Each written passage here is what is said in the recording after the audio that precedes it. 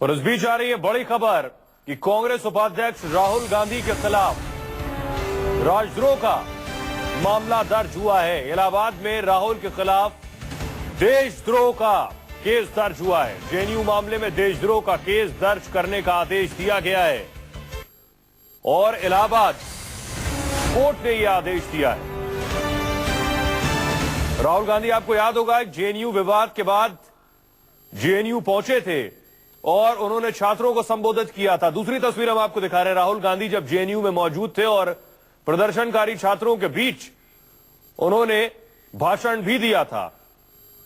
इस मामले में उनके खिलाफ यह केस दर्ज हुआ है। मानस हमारे सहयोगी और ज्यादा जानकारी के साथ जुड़ रहे हैं।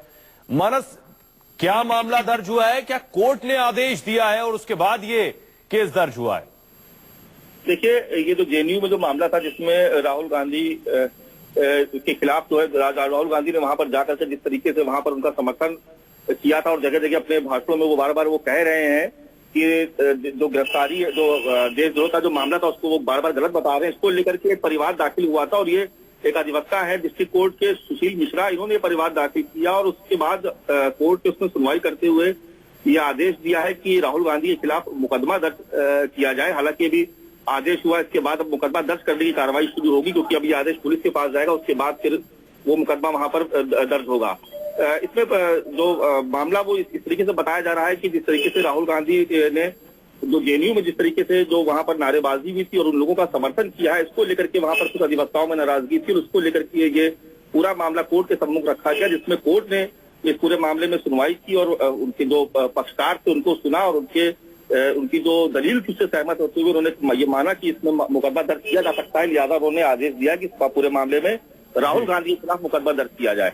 जी माना साहब, आगे पुलिस अगर मुकदमा दर्ज करती है तो पुलिस का कोर्स ऑफ एक्शन क्या होगा?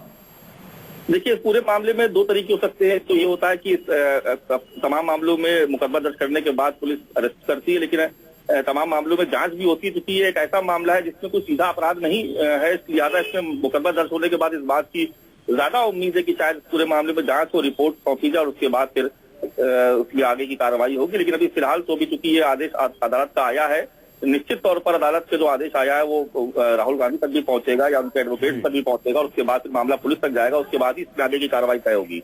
सुहेल, शुक्रिया इस तमाम जानकारी के लिए। मानस, राहुल गांधी के खिलाफ देशद्रोह का केस का जो आदेश आया है वो राहुल गांधी तक भी पहुंचेगा या उनके एडवोकेट तक भी पहुंचेगा और उसके बाद मामला पुलिस तक जाएगा, उसके बाद ही इसमें आगे की कार्रवाई तय होगी।